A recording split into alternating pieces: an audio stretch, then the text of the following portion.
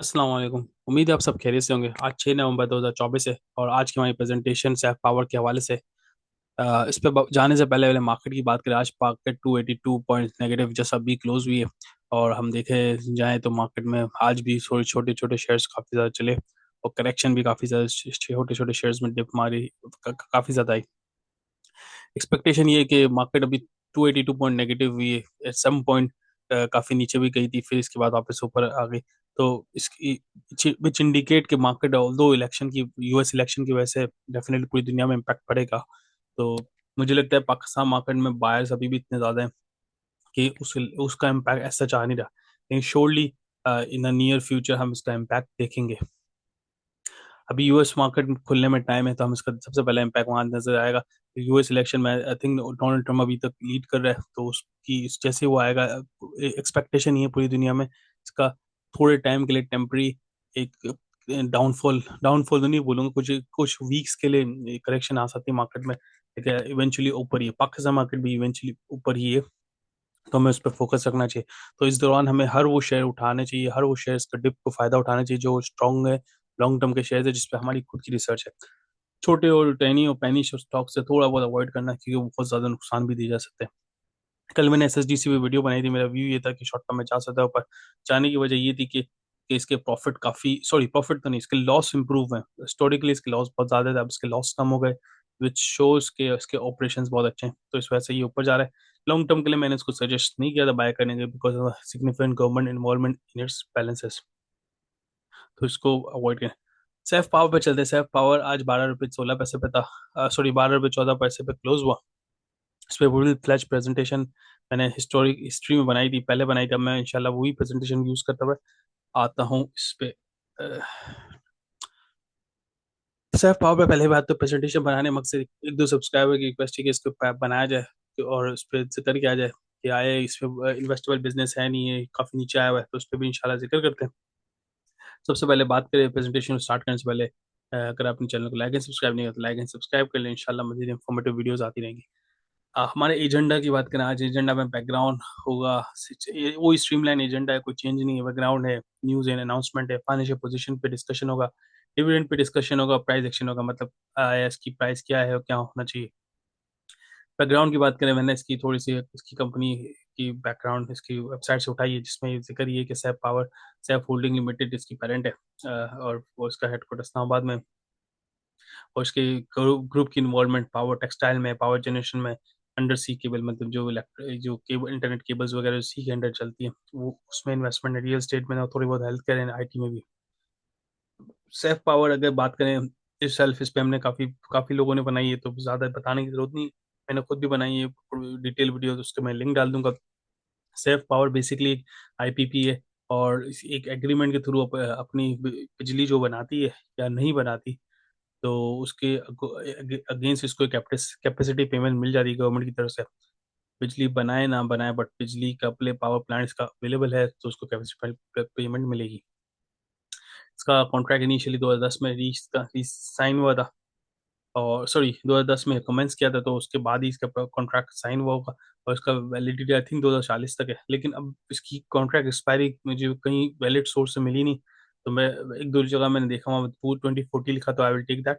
But अब power companies में ना कॉन्ट्रैक्ट एक्सपायरी मैटर नहीं करती, क्यों? क्योंकि गवर्नमेंट ने टास्क फोर्स बनाई है, और जिसकी बेसिस पे टास्क फोर्स आईपीपी कंपनी से डिस्कस कर रही है कि या कॉन्ट्रैक्ट्स को रिस्केड्यूल किया जाए, या कॉन्ट्रैक्ट को रिवाइज किया जाए, जिसमें कैपेसिटी पेमेंट नहीं देगी, टेक और पे बेसिस पे, टेक और एंड पे बेसिस पे कॉन्ट्रैक्ट करें, मतलब जितनी बिजली बनाए और दे गवर्नमेंट को, उतनी ही बिजली के पैसे मिले। ऐसा नहीं कि बिजली का सिर्फ पावर प्लांट अवेलेबल है तो पैसे मिल जाए।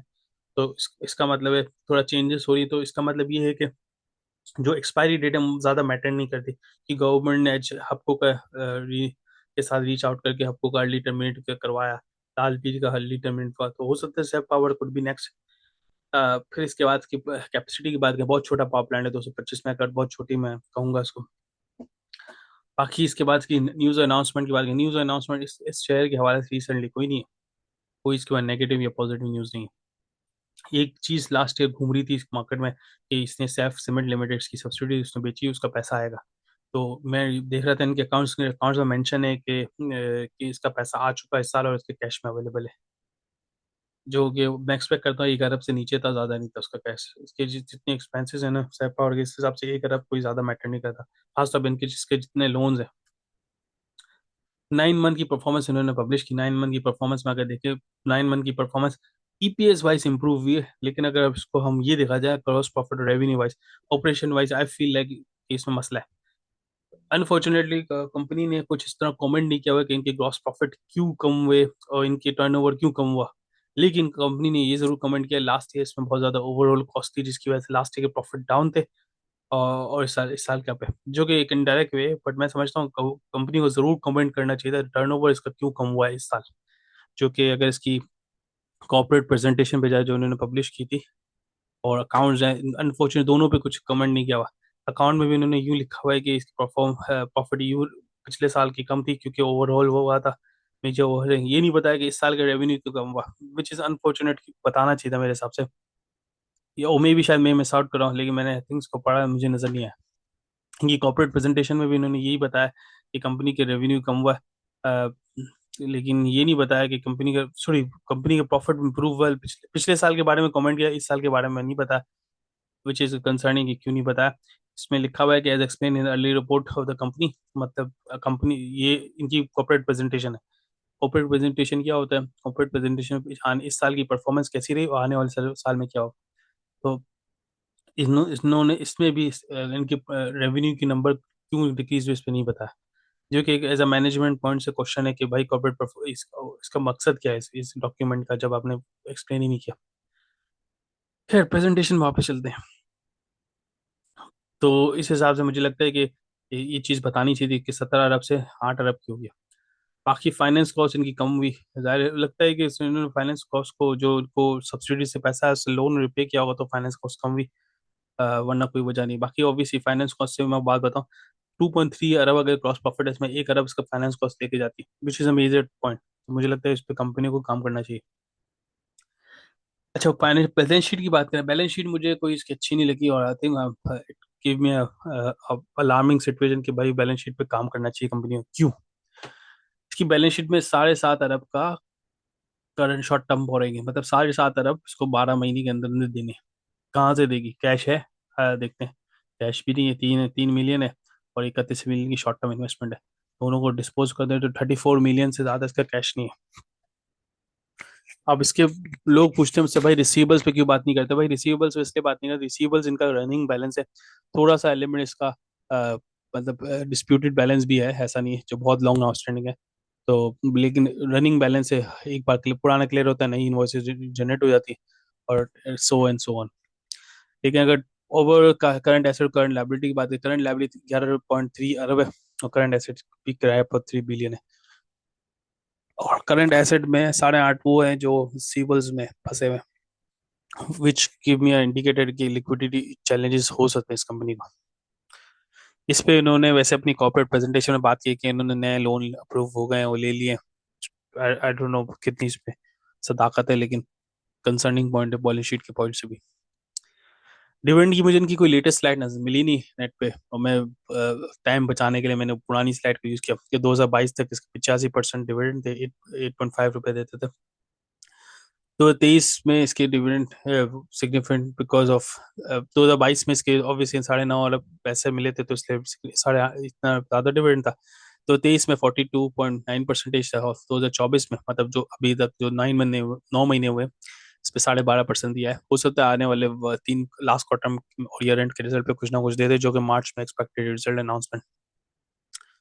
तो dividend wise I think it's a good share dividend wise, क्योंकि 10-15 रुपए का शेयर है और उसमें आपको समझ लें 4-5 रुपए भी दे रहा है, तो बहुत अच्छी डिविडेंड डील होगी इसकी। प्राइस क्या? प्राइस अगर देखा जाए तो ये 52 वीक के नियरेस्ट पे है, 52 वीक लोएस्ट 11.6 था, और भी 12.25 रुपये खड़ा हुआ है, तो मुझे लगता है कि 52 वीक के हिसाब से अच्छी प्राइस पे है। अच्छा, not advisable for long term because of current issues with IP. अच्छा, क्यों मैं मना करता हूँ लॉन्ग टर्म पे नहीं लो? इसकी सीधी सीधी वजह ये, आजकल हम देख रहे हैं जैसे परमानेंट टास्क फोर्स बनाई हुई है, और वो रीच आउट कर रही है हपको को, लालपीर को और डिफरेंट पावर कंपनीज को कॉन्ट्रैक्ट को रिनिगोशिएट करे। तो इसकी वजह से जब क्लैरिटी नहीं आएगी गवर्नमेंट के पॉइंट से कि अब गवर्नमेंट क्या कराएगी आईपीपी से टर्मिनेट करने के बाद, तब तक मैं समझता हूँ लॉन्ग टर्म में इस सेक्टर में नहीं डालना चाहिए, पावर सेक्टर में। तमाम म्यूचुअल फंड कोई भी नहीं डाल रहा, तो हम क्यों उतने रिस्क लें मेरे ख्याल में। ईयर एंड रिजल्ट मार्च में एक्सपेक्टेड है मेरे ख्याल में, जब 52 वीक लो पे और डिविडेंड एक्सपेक्टेशन भी है, तो मुझे लगता है कि इसमें 10 से 20% गेन आ सकता है विद इन 4 to 5 मंथ्स। तो इट्स गुड गेन। 20% अगर 3-4 महीने मिल रहा है, क्या पता जल्दी मिल जाए, लेकिन मेरे ख्याल में 20% ईजिली मिल जाता है मार्च तक। अच्छा, डिविड मार्च तक मैं क्यों बोल रहा हूँ मार्च तक डिविडेंड की एक्सपेक्टेशन है, क्यों? क्योंकि अब तक इसने 1.25 मतलब रुपए डिविडेंड दिया है, और कमाया कितना है? 2.75 रुपये कमाया और 1.25 रुपये दिया है। तो there is still a room कि 1 रुपया मजीद दे सकते, 2 रुपये दे सकता है। तो इस हिसाब से मुझे लगता है 10 से 20% पे गेन आ सकता है इस शेयर की वैल्यू पे। इवन इस एक्सपेक्ट जो मार्च अनाउंसमेंट से पहले जो एक्सपेक्टेशन की वजह से वैल्यू क्रिएट हो जाएगी, उससे भी आप फायदा उठा सकते हैं। तो anyone interested to invest in short term तो कमा सकता है। मैं फिलहाल इसको अवॉइड करूंगा क्योंकि मेरे पास बहुत अदर अपॉर्चुनिटीज मौजूद हैं, और दूसरे शेयर्स मौजूद हैं इसके कंपैरिजन में, तो मैं उस पर जाऊंगा, अदरवाइज इजीली नजर आ जाएगी। दिन दैट्स इट। यही मेरा व्यू था शेयर के हवाले से। कोई चीज़ मिस आउट की तो मुझे बताना, इंशाल्लाह कवर करूंगा। बाकी चैनल को लाइक एंड सब्सक्राइब करें, इंशाल्लाह मजीद इंफॉर्मेटिव वीडियोस आती रहेगी। जज़ाकल्लाह, अस्सलाम वालेकुम।